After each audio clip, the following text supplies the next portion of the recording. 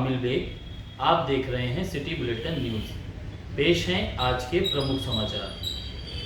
नया घाट से शहादतगंज बाईपास तक 13 किलोमीटर की राम पथ के चौड़ीकरण के कार्य में अब तक 535 पैनामों के माध्यम से कुल 756 भूस्वामियों से जमीन प्रशासन ले चुका है, जिसकी एवज में 40 करोड़ 70 लाख 9,515 रुपए का भुगतान किया जा चुका है। इस कार्य में स्थानीय प्रभावित दुकानदारों और भूस्वामियों द्वारा पूरा सहयोग किया जा रहा है। यह कार्य जल्द ही पूर्ण कर लिया जाएगा। इस बीच राम पथ के रास्ते में 44 धार्मिक स्थल भी आ रहे हैं। प्रशासन इन धार्मिक स्थलों की जद में आए जमीनों का सर्वे करने में जुटा है। जमीनों के मूल्यांकन की प्रक्रिया पूरी होने के बाद इन धार्मिक स्थलों के नुमाइंदों से बातचीत करके आगे की प्रक्रिया पूरी की जाएगी। शहादतगंज स्थित भारतीय जनता पार्टी के कार्यालय पर आज सुशासन दिवस के रूप में भारत रत्न पूर्व प्रधानमंत्री स्वर्गीय अटल बिहारी वाजपेयी की जयंती मनाई गई। इस मौके पर नगर विकास मंत्री ए.के. शर्मा शामिल हुए।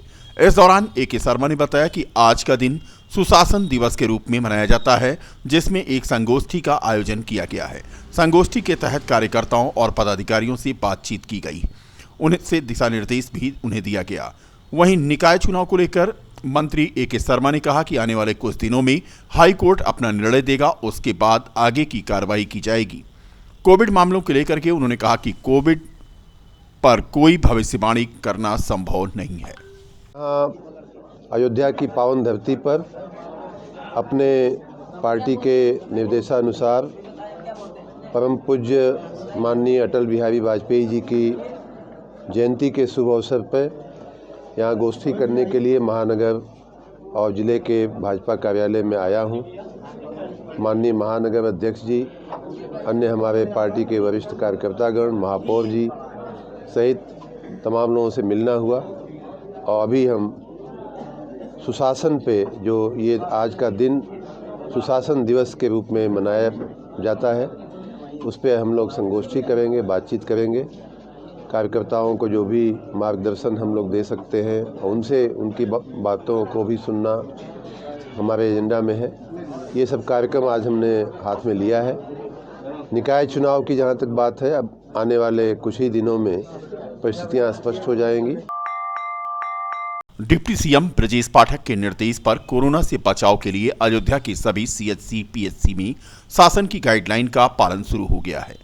अयोध्या के सीएमओ डॉक्टर अजय राजा ने सिटी बुलेटिन से बात करते हुए कहा कि अयोध्या में कोरोना की स्थिति नियंत्रण में है। देशों में वेरिएंट आया है कोरोना का, जिनको की घातक बताया जा रहा है, लेकिन अपने भारतवर्ष में इस वक्त इसकी संख्या मिनिमम है। सरकार की गाइडलाइन आई है, उसका पालन किया जा रहा है। आम जनता से अपील की गई है कि जहां भीड़ भाड़ वाले इलाके हैं वहां जाने में कमी करें और मास्क और सैनिटाइजर का प्रयोग करें। स्थिति एकदम नियंत्रण में है कि कोई पैनिक की स्थिति नहीं है। और देशों में वेरिएंट आया है कोरोना का, जिसको कि घातक बताया जा रहा है, लेकिन अपने भारतवर्ष में केसेस एकदम मिनिमम है अभी इस वक्त। सरकार की गाइडलाइंस आई हैं कि जो उनका था कि टेस्टिंग, ट्रैकिंग एंड ट्रीटमेंट का, वही प्रोटोकॉल फॉलो करने के लिए आम जनता से भी अपील की गई है कि जो जहाँ पर ज़्यादा भीड़ भाड़ वाले इलाके हैं वहाँ से थोड़ा जाने में कमी करें और मास्क का प्रयोग करें, सैनिटाइजिंग स्टेशन का प्रयोग करें, जैसे कि पहले प्रोटोकॉल चल रहा था उसके लिए। और दूसरी चीज़ ये है कि जो स्वास्थ्य विभाग की तैयारी, वो पूरी तैयारी पहले की तरह है हमारी। कल 27 तारीख को, परसों 27 तारीख को पूरे देश में एक साथ मॉक ड्रिल होगा सब जनपदों में। तो अपने अयोध्या में भी होगा, जिसके अंदर जो भी कोविड में इस्तेमाल होने वाले ऑक्सीजन प्लांट हैं, उपकरण हैं, मानव संसाधन है, सबकी उपलब्धता देखी जाएगी। वीएन एकेडमी परिसर में क्रिसमस के मौके पर बाल मेले का आयोजन हुआ। आयोजन का शुभारंभ राकेश कुमार श्रीवास्तव, प्रबंधक, बीके सिंह, पूर्व प्रधानाचार्य, के श्रीवास्तव, वरिष्ठ शिक्षक तथा आर्मी स्कूल के राजभूषण दुबे, RK यादव, ज्ञान यादव तथा अन्य गणमान्य नागरिकों की उपस्थिति में फीता काटकर किया गया। इस अवसर पर ब्रेन टीम के कार्यकर्ताओं की उपस्थिति रही। इस अवसर पर विद्यालय के वर्तमान तथा पूर्व छात्रों के द्वारा रंग बिरंगे परिधान में यहां मौजूदगी की गई और बच्चों में उत्साह देखने को मिला। निष्प्रयोज वस्तुओं से बने सामान लोगों के लिए आकर्षण का केंद्र रहे। कोल्ड ड्रिंक की खाली बोतल प्रयोग में लाई गई। बेकार एक्सरे फिल्म, पुरानी गेंदों तथा बेकार विवाह के कार्डों का भी यहां पर बच्चों ने प्रयोग किया और नवाचार किया। मेले का दूसरा आकर्षण खान पान की दुकानें रहीं। इस मौके पर विद्यालय परिवार की सभी शिक्षिकाओं का सहयोग रहा।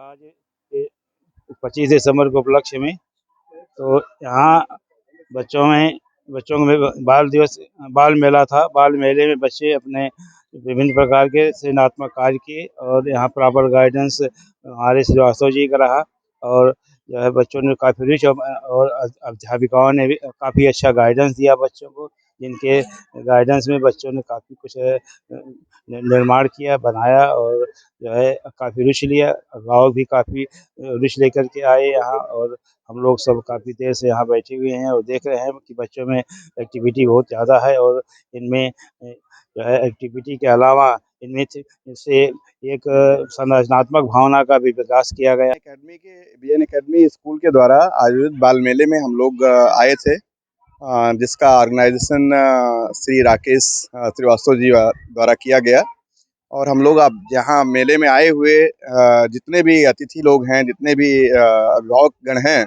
सब लोगों ने एहसास किया आज कि बच्चों को इस तरह के प्लेटफॉर्म की बहुत ज़्यादा ज़रूरत होती है। बच्चों का सर्वांगीण विकास अगर करना है तो उनको शुरू से लेकर और उनको चाइल्डहुड से लेकर हमें ये सिखाना पड़ेगा कि लाइफस्टाइल में आपको अगर आगे कुछ बढ़ना है, आगे कुछ करना है तो बहुत सारी चीज़ें आपको सीखनी पड़ेंगी। आपको देख के सीखना पड़ेगा, आपको टीचर के द्वारा बताए हुए रास्ते पे चलना पड़ेगा और वो सारी चीज़ें हम लोगों ने यहाँ एहसास करी कि हमारे बच्चों का भविष्य हमारे सुरक्षित हाथों में है और बहुत अच्छे कुशल टीचरों के द्वारा उनको प्रशिक्षित किया जा रहा है। ये देखकर आज बहुत ही मन गदगद है कि BN एकेडमी के द्वारा ऐसे कार्यक्रम को हर साल बाल मेले के रूप में दर्शाया जाता है।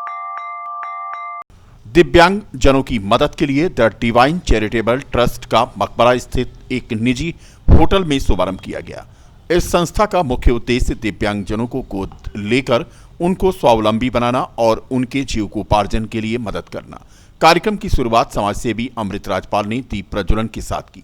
संस्था की सदस्य डॉक्टर अनामिका मिश्रा ने बताया कि आज द डिवाइन चैरिटेबल ट्रस्ट का शुभारंभ किया गया है, जिसमें दिव्यांग बच्चों को गोद लेकर उनको आत्मनिर्भर बनाने के लिए कार्य किया जाएगा। इसके साथ साथ जो इस संस्था से जुड़े हुए दिव्यांग बच्चे कार्यक्रम कर रहे हैं उनको पुरस्कार भी दिया जाएगा। संस्था के सदस्य रेखा राजपाल ने बताया कि इस संस्था में दिव्यांग बच्चों को शिक्षा देकर उनको स्वावलंबी बनाने का प्रयास किया जाएगा।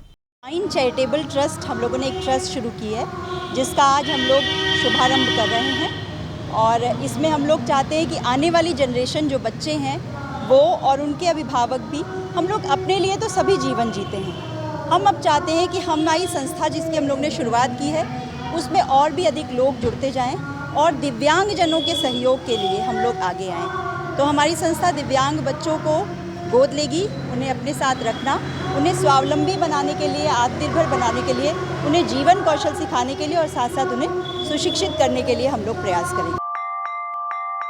गुरु गोविंद सिंह के चारों साहिबजादों और माता गुजरी जी का शहीदी दिवस के उपलक्ष्य में आज चौक में दूध वितरण किया गया।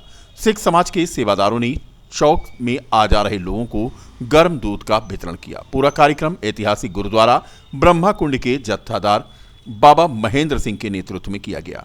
सेवादार नवनीत सिंह ने बताया कि आज गुरु गोविंद सिंह के चारों साहिबजादों और माता गुजरी का बलिदान दिवस सिख समाज के लिए गौरव की बात है। 10 लाख सिखों के सामने चमकौर के मैदान में हुए युद्ध के दौरान बारी बारी से उनका बलिदान किया गया। उन्हीं की शहादत में इस कार्यक्रम का आयोजन किया गया है। इस कार्यक्रम में गुरमीत सिंह, सोनू, कमल, आकाशदीप, सतनाम, ऋषि, सगुनदीप, जसबीर सेठी तथा भगवंत सिंह मौजूद रहे। गुरु गोविंद सिंह जी के लखते जिगर चारों साहिबजादे और माता जी की शहादत को श्रद्धा के सुमन अर्पित करते हुए ये दूध की सेवा इस ठंड में सभी के लिए, जनता के लिए, संगत के लिए आयोजित की गई है। फैजाबाद अयोध्या की समूह संगत के सहयोग से, समूह प्रबंधक कमेटियों की समूह सहयोग से जत्थेदार बाबा महेंद्र सिंह जी की सरपरस्ती में आज ये सेवा चल रही है और ईश्वर की कृपा है। उनकी शहादत से हमको बहुत कुछ सीखने को मिलता है। धर्म के लिए उन्होंने अपना जीवन बलिदान दे दिया, मानवता के लिए उन्होंने शहादत दी। हमारा फ़र्ज है और हमारा धर्म है कि हम उस इतिहास को पढ़ें और उससे सीखें और अपना जीवन आगे उच्चा और सुच्चा बनाएं। शहर के फतेहगंज स्थित राम जानकी मंदिर में उत्तर प्रदेश उद्योग व्यापार मंडल की 50 वर्ष पूरे होने पर स्वर्ण जयंती वर्ष मनाने के साथ साथ दीपोत्सव का कार्यक्रम आयोजित किया गया, जिसमें अयोध्या के व्यापार मंडल के सदस्य और व्यापारी इकट्ठा हुए। कार्यक्रम में मुख्य अतिथि के रूप में सांसद लल्लू सिंह मौजूद थे। उत्तर प्रदेश उद्योग व्यापार मंडल के जिलाध्यक्ष कबींद्र साहनी ने बताया कि व्यापार मंडल को बने 50 वर्ष पूरे हो गए हैं। स्वर्गीय पंडित श्याम बिहारी मिश्रा उनके संस्थापक हुआ करते थे।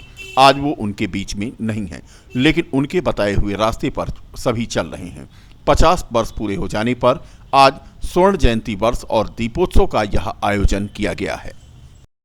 हमारे व्यापार मंडल को बने 50 वर्ष पूरे हो गए हैं। स्वर्ण जयंती वर्ष मनाया जा रहा है। पंडित श्याम बिहारी मिश्रा जी हमारे अध्यक्ष हुआ करते थे, जो अब हम लोगों के बीच नहीं रहे हैं, लेकिन उनके बताए हुए रास्ते पे चल के हम लोग व्यापार मंडल को आगे बढ़ा रहे हैं। जो भी व्यापारिक समस्या हम लोगों के संज्ञान में आती हैं, उसके निवारण के लिए हम लोग पूरा प्रयास करते हैं। क्रिसमस के अवसर पर गिरजाघरों में प्रार्थना सभा आयोजित की गई। मोमबत्तियां जलाकर विश्व शांति और प्रेम के लिए प्रभु यीशु से प्रार्थना की गई। सेंट मैरिज चर्च में आयोजित विशेष प्रार्थना सभा में फादर संतोष ने बाइबल के प्रसंगों का जिक्र करते हुए प्रभु यीशु से आपसी प्रेम सद्भाव के लिए प्रार्थना किया। विश्व शांति के लिए गिरजाघरों में मोमबत्तियां जलाई गईं। इस मौके पर प्रभु यीशु को याद किया गया और उनकी सेवा और आपसी प्रेम करने की भावना को सीख ली गई। प्रभु यीशु के जन्मोत्सव पर आज सेंटा क्लॉज ने बच्चों को टॉफी और गिफ्ट किया। सेंटा बनकर बच्चों को गिफ्ट और टॉफी देने वाले आशीष साहू निवासी कोटसराय आज बच्चों के लिए आकर्षण का केंद्र रहे। नाम आयुष है, मैं अयोध्या का वासी हूँ। आज मैं सेंटा क्लॉज की भूमिका निभा रहा हूँ। इससे हमें बहुत ज़्यादा खुशी मिल रही है। मैं बच्चों को सुबह से कैंडीज़ बांट रहा हूँ और सारी चीज़ें हैं। बच्चों को एंजॉय कर रहा हूँ, इंटरटेनमेंट कर रहा हूँ, उनके साथ खेल रहा हूँ। बहुत सारे बच्चे आ रहे हैं मेरे साथ। आज मैं उनके लिए ढेर सारे गिफ्ट्स अपने साथ कैरी कर रहा हूँ। बगल चर्च है, चर्च में मेरे को बुलाया गया है। यहाँ पे सेंटा क्लॉज जो हैं पूरी तरह से वो जैसे बच्चों को वो ट्रीट करते थे 2 कॉपी सेम वैसे ही हम लोग कर रहे हैं। हम लोग कनौशियन ही हैं, तो हम लोग को जानकारी मिली है कि क्रिश्चियंस में कैसे फेस्टिवल्स होते हैं और कैसे वो लोग मनाते हैं। जैसे ये क्रिसमस है तो ये सिर्फ सेलिब्रेशन या लाइटिंग का त्यौहार नहीं है। इसको गरीबों की हेल्प कर सकते हैं हम लोग, या और भी दान देते हैं। तो इस वजह से भी हम ये फेस्टिवल मनाते हैं।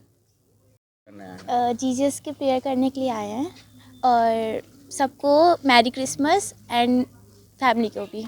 कितना उत्साह लेगा? बहुत, क्योंकि हम लोग भी कनौसा से हैं, तो हम लोग के अंदर भी जीसस के लिए बहुत सारी वो है अटेंशन है और वो बड़ा बहुत मानते हैं। क्या उनको क्या कार्यक्रम होता है? आज जीसस को प्रेयर करते हैं और मतलब एक वेस्टर्न ट्रेडिशन है कि क्रिसमस के लिए मतलब क्रिसमस ट्री लगाते हैं, मतलब बच्चों के लिए सेलिब्रेट करते हैं। देखिए, क्रिसमस का त्यौहार बड़े धूमधाम से हम लोग चर्च में मनाए हैं।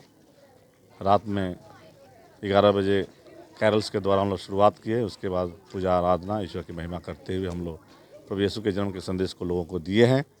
और उसके बाद बाहर निकलते हुए एक दूसरे को बधाई देते हुए, केक खिलाते हुए हम लोग नाच गान के साथ हम लोग इस पर्व को बड़े धूमधाम से मनाए। फिर सुबह 9 बजे कैरल्स के साथ फिर हम लोग ईसा मसीह की जयंती को हम लोग चर्च में फिर से मनाए और पूजा आराधना करते हुए करीब 11 बजे तक चला। उसके बाद हम लोग पुनः केक एक दूसरे को बांटते हुए चाय पानी करते हुए बड़े जोर शोर के साथ हम लोग इस पर्व को मनाए हैं। अभी लोग आ रहे हैं, जा रहे हैं, बड़ी श्रद्धा के साथ अपने मन्नतें प्रभु ईसा मसीह के सामने रख रहे हैं और इस तरह से ये पर्व जो है एक बहुत खुशहाली का पर्व है। ईश्वर ने अपने पुत्र को एक उपहार स्वरूप मनुष्य जाति को लिए दिया, वही उपहार हम लोग एक सिंबॉलिक रूप में एक दूसरे को छोटा उपहार देते हुए हम लोग इस पर्व को मनाते हैं।